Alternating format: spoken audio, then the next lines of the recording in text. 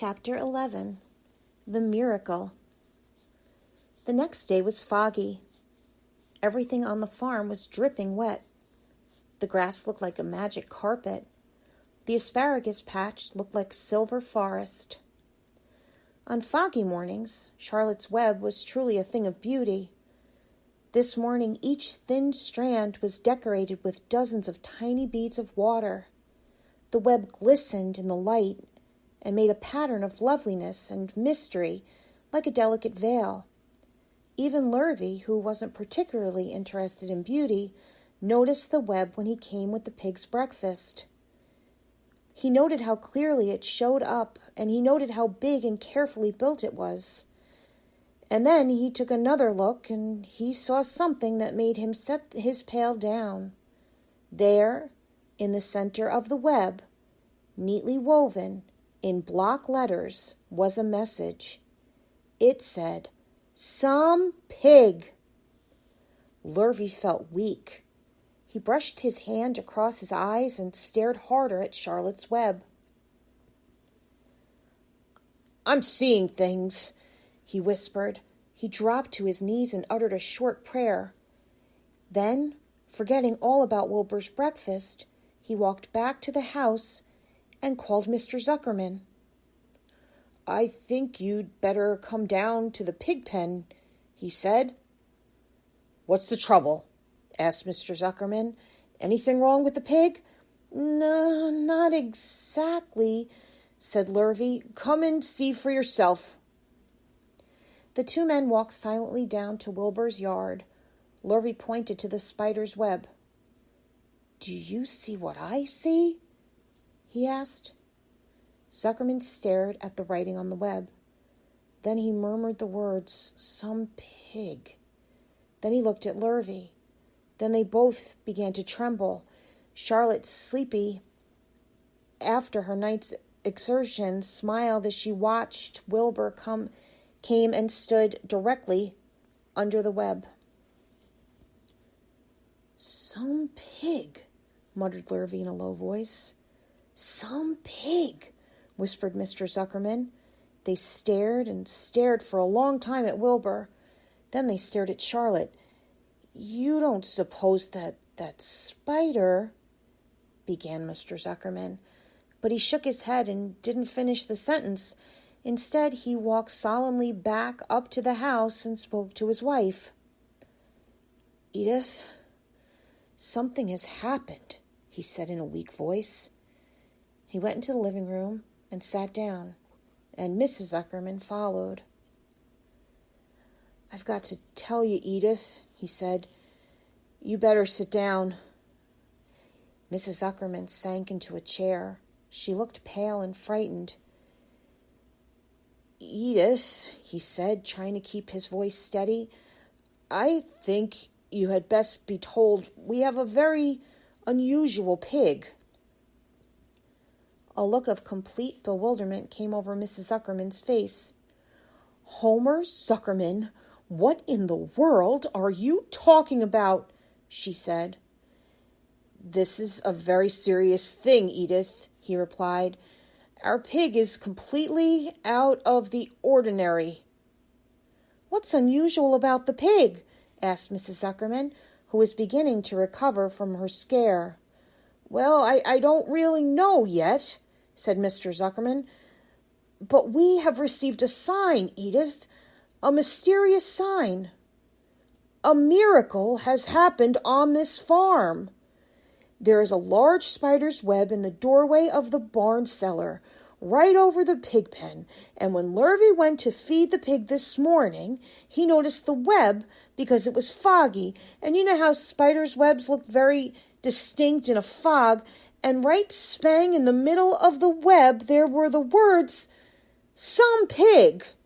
The words were woven right into the web. They were actually part of the web, Edith. I know because I have been down there and I've seen them, and it says 'some pig' just as clear can be. There can be no mistake about it. A miracle has happened and a sign has occurred here on earth right on our farm, and we have no ordinary pig."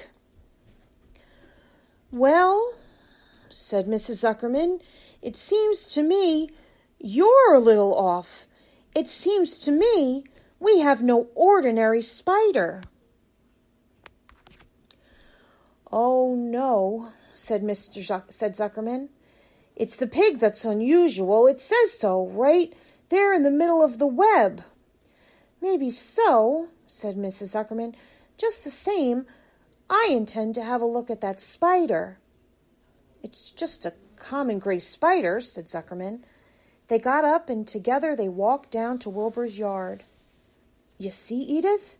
It's just a common gray spider." Wilbur was pleased to receive so much attention. Lurvy was still standing there, and Mr. and Mrs. Zuckerman, all three stood for about an hour, reading the words on the web over and over and watching Wilbur. Charlotte was delighted with the way her trick was working. She sat without moving a muscle and listened to the conversation of the people. When a small fly blundered into the web just beyond the word pig, Charlotte dropped quickly down, rolled the fly up, and carried it out of the way. After a while, the fog lifted. The web dried off, and the words didn't show up so plainly. The Zuckermans and Lurvy walked back to the house. Just before they left the pig pen, Mr. Zuckerman took one last look at Wilbur. "You know," he said in an important voice, "I thought all along that pig of ours was an extra good one. He's a solid pig. That pig is as solid as they come." "You know how solid he is around the shoulders, Lurvy?" Sure I do," said Lurvy. I've always noticed that pig.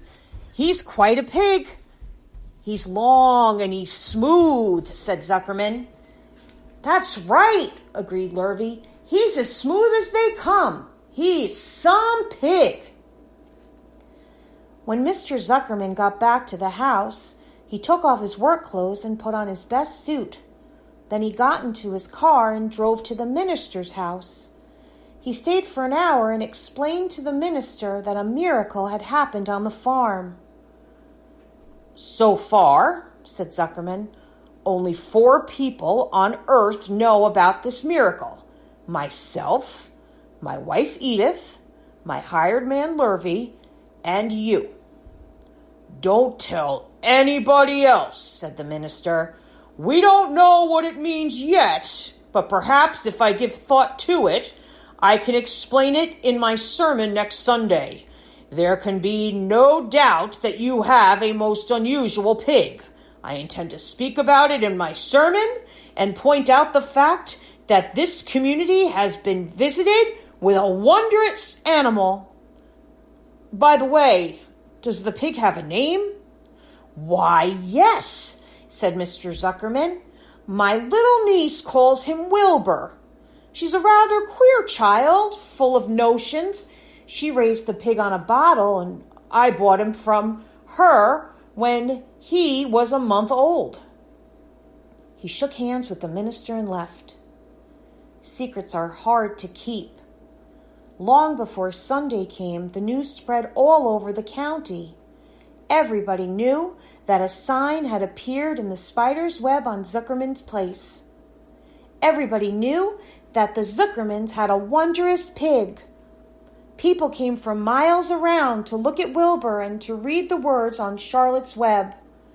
The Zuckermans' driveway was full of cars and trucks from morning till night.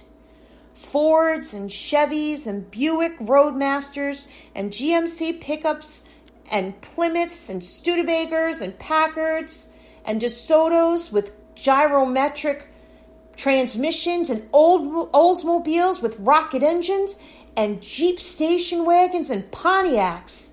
The news of the wonderful pig spread clear up into the hills, and farmers came rattling down in buggies and buckboards to stand hour after hour at Wilbur's pen, admiring the miraculous animal.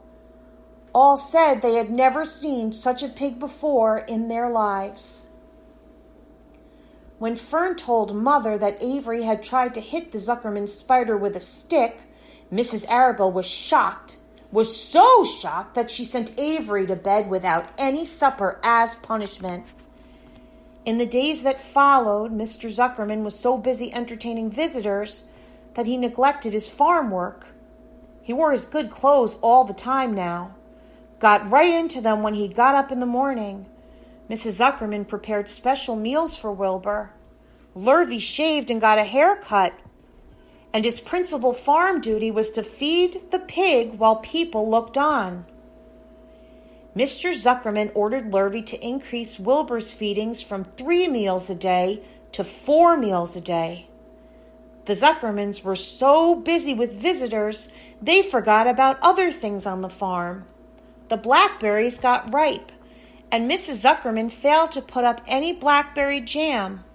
The corn needed hoeing, and Lurvy didn't find time to hoe it. On Sunday, the church was full. The minister explained the miracle. He said that the words on the spider's web proved that human beings must always be on the watch for the coming of wonders. All in all, the Zuckerman's pig pen was the center of attraction. Fern was happy, for she felt that Charlotte's trick was working and that Wilbur's life would be saved. But she found that the barn was not nearly as pleasant. Too many people.